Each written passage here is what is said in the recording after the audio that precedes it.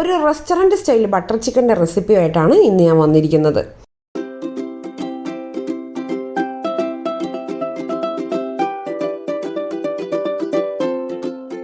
ഞാൻ കുറേ നാളായി ഒരു റെസ്റ്റോറൻറ്റ് സ്റ്റൈൽ ബട്ടർ ചിക്കൻ്റെ റെസിപ്പി സെർച്ച് ചെയ്യുന്നത്.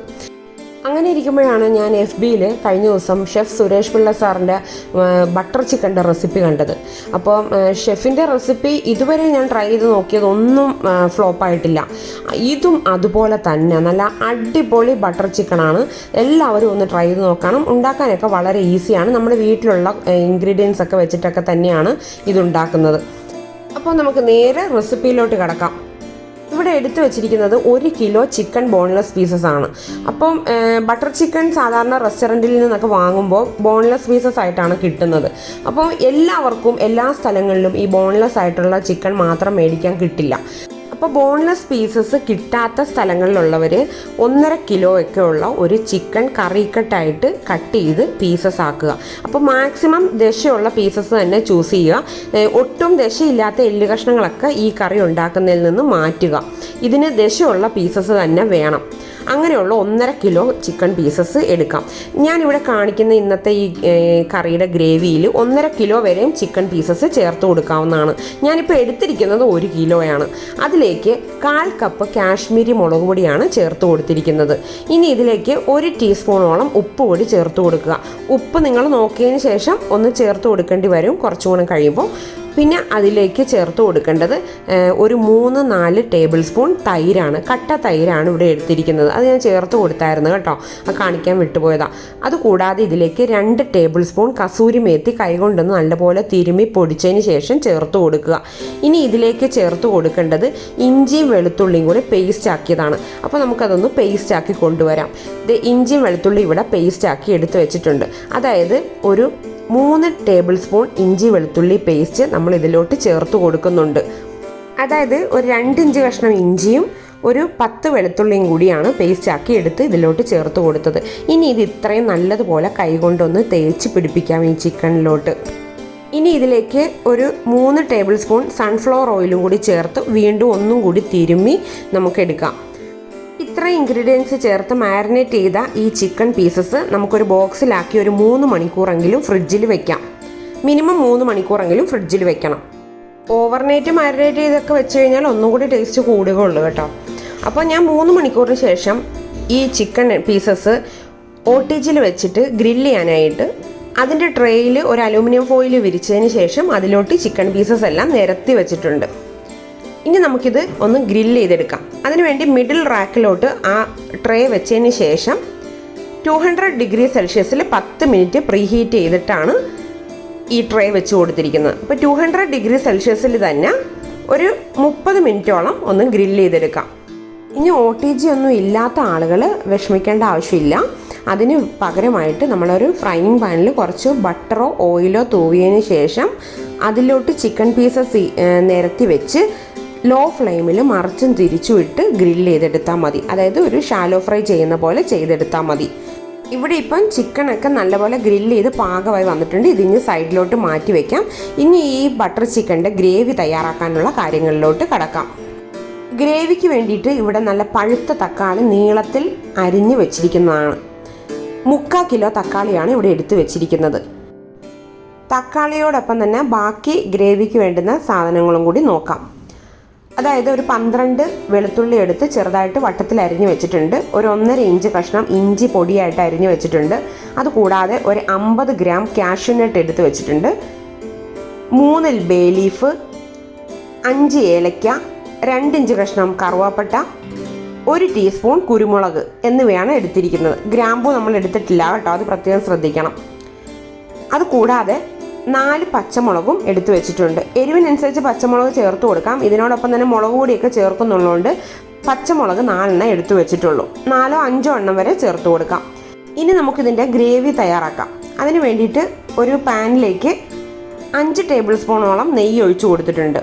ഇത് നല്ലതുപോലെ ചൂടായി വരുന്ന സമയത്ത് എടുത്തു വെച്ചിരിക്കുന്ന സ്പൈസസും ബേ ലീഫും കൂടി ചേർത്ത് കൊടുക്കാം. അത്രയും നല്ലതുപോലെ ചൂടായി പൊട്ടി തുടങ്ങുന്ന സമയത്ത് നമുക്ക് ബാക്കി ഇൻഗ്രീഡിയൻസ് ചേർത്ത് കൊടുക്കാം. അതായത് ഇഞ്ചി, വെളുത്തുള്ളി, പച്ചമുളക്, കാഷ്യൂ എന്നിവ ചേർത്ത് കൊടുത്ത് എല്ലാം കൂടി നല്ലതുപോലെ ഒരു മീഡിയം ഫ്ലെയിമിലിട്ട് ഇളക്കി കൊടുക്കണം.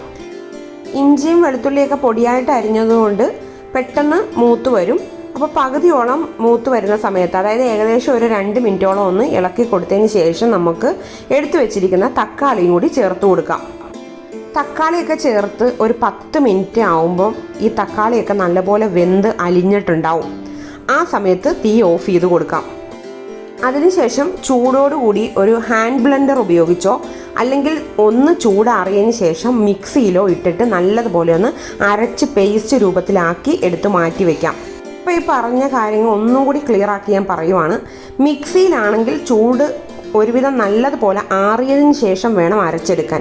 ഹാൻഡ് ബ്ലെൻഡർ ആണെങ്കിൽ മാത്രമാണ് നമുക്ക് ചൂടോടുകൂടി അരച്ചെടുക്കാൻ പറ്റുള്ളൂ. മിക്സിയിൽ ചൂടോടുകൂടിയിട്ട് അരച്ചെടുത്ത് കഴിഞ്ഞാൽ അടപ്പ് തുറന്ന് ഈ ഗ്രേവിയൊക്കെ നമ്മുടെ മുഖത്തോട്ടൊക്കെ വീണ് പൊള്ളലേക്കാൻ സാധ്യതയുണ്ട്. എനിക്കൊരു തവണ പറ്റിയ ഒരു അബദ്ധമാണ്. അത് ഇനി ആർക്കും വരാതിരിക്കാൻ വേണ്ടിയിട്ടാണ് അത് ഞാൻ പറയുന്നത്. പ്രത്യേകം ശ്രദ്ധിക്കണം. അതായത് പാചകം പഠിച്ചു തുടങ്ങുന്ന ആളുകൾക്കും കുട്ടികൾക്കും ഒക്കെ ഇതുപോലെയുള്ള ചെറിയ ചെറിയ കാര്യങ്ങളൊക്കെ ശ്രദ്ധിക്കാതെ പോകും. അതുകൊണ്ടാണ് ഈ വീഡിയോയിലൂടെ അത് ഞാൻ പറയുന്നത്. നമുക്ക് തിരക്കുള്ള സമയത്തെ ഇതെല്ലാം നമ്മൾ ചെയ്തു പോകാൻ സാധ്യതയുള്ള അബദ്ധമാണ്. അപ്പോൾ അത് ക്ലിയർ ആയെന്ന് വിചാരിക്കുന്നു. ഇനി നമുക്ക് ആ ചൂടാറിയ തക്കാളിയുടെ കൂട്ട് നല്ലതുപോലെ ഒന്ന് മിക്സിയിൽ അരച്ചെടുത്ത് വെച്ചിരിക്കുന്നതാണിത്. അത് സൈഡിൽ മാറ്റി വയ്ക്കാം. ഇനി അടുത്തതായിട്ട് അതേ പാനിൽ തന്നെ നമുക്ക് കുറച്ച് ബട്ടർ ചേർത്ത് കൊടുക്കണം. 75 ഗ്രാം ബട്ടറാണ് ഞാനിവിടെ ചേർത്ത് കൊടുത്തിരിക്കുന്നത്. ബട്ടർ ചേർത്ത് കൊടുക്കുമ്പോൾ എപ്പോഴും ഒരു കാര്യം ശ്രദ്ധിക്കണം, ലോ ഫ്ലെയിമിലായിരിക്കണം, അല്ലെങ്കിൽ ബട്ടർ പെട്ടെന്ന് കരിഞ്ഞു പോകും. ഇനി ഇതിലേക്ക് ഒരു 2 ടേബിൾ സ്പൂൺ ഇഞ്ചി വെളുത്തുള്ളി പേസ്റ്റാണ് ചേർത്ത് കൊടുക്കുന്നത്. അതായത് ഒരു 10 വെളുത്തുള്ളിയും ഒരു 1 ഇഞ്ച് കഷ്ണം ഇഞ്ചിയും കൂടി നല്ലപോലെ പേസ്റ്റ് രൂപത്തിൽ അരച്ചെടുത്തതാണ് ചേർത്ത് കൊടുക്കുന്നത്. നല്ലപോലെ ഇളക്കി കൊടുത്ത് ഇഞ്ചിയുടെയും വെളുത്തുള്ളിയുടെയൊക്കെ പച്ചമണം പോകുന്ന സമയത്ത് തീ കുറച്ച് വെച്ചതിന് ശേഷം നമുക്ക് 1/4 കപ്പ് കാശ്മീരി മുളക് പൊടിയും കൂടി ചേർത്ത് കൊടുക്കാം. ഈ 1/4 കപ്പ് തന്നെ ചേർത്ത് കൊടുക്കണം നിർബന്ധമില്ല. ചില കാശ്മീരി മുളക് പൊടിക്ക് എരിവ് കൂടുതലായിരിക്കും. അപ്പോൾ നിങ്ങളൊരു 2.5 അല്ലെങ്കിൽ 3 ടേബിൾ സ്പൂൺ വരെ മുളക് പൊടി ചേർത്ത് കൊടുത്താൽ മതി. മുളക് പൊടിയുടെ എരിവ് അനുസരിച്ച് നിങ്ങൾ ചേർത്ത് കൊടുക്കുക. ഇനി ഇതിലേക്ക് ഒരു 1/2 ടീസ്പൂൺ മഞ്ഞൾപ്പൊടിയും 1 ടീസ്പൂൺ ഏലക്ക പൊടിച്ചതും കൂടി ചേർത്ത് കൊടുത്ത് നല്ലതുപോലെ ഒന്ന് ഇളക്കിയെടുക്കുക. ഇതിലേക്ക് ചേർത്ത് കൊടുക്കേണ്ടത് 2 ടേബിൾ സ്പൂൺ കസൂരി മേത്തിയാണ്. അത് കയ്യിൽ വെച്ചൊന്ന് നല്ലപോലെ ഒന്ന് തിരുമിയതിന് ശേഷം ചേർത്ത് കൊടുക്കുക. ഇനി നല്ലതുപോലെ എല്ലാം കൂടി ഒന്ന് ഇളക്കിയതിന് ശേഷം നമുക്ക് അരച്ചു വെച്ചിരിക്കുന്ന ഗ്രേവി ചേർത്ത് കൊടുക്കാം.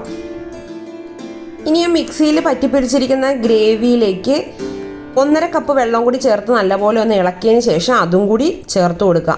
അപ്പോൾ ഈ ഗ്രേവിയുടെ കുറുകലൊക്കെ നല്ല പാകമാകും. അപ്പം ഗ്രേവിയുടെ കുറുകൽ നിങ്ങൾക്ക് എത്രത്തോളം വേണോ അതനുസരിച്ച് നിങ്ങൾ പാകമാക്കി എടുത്തോളുക.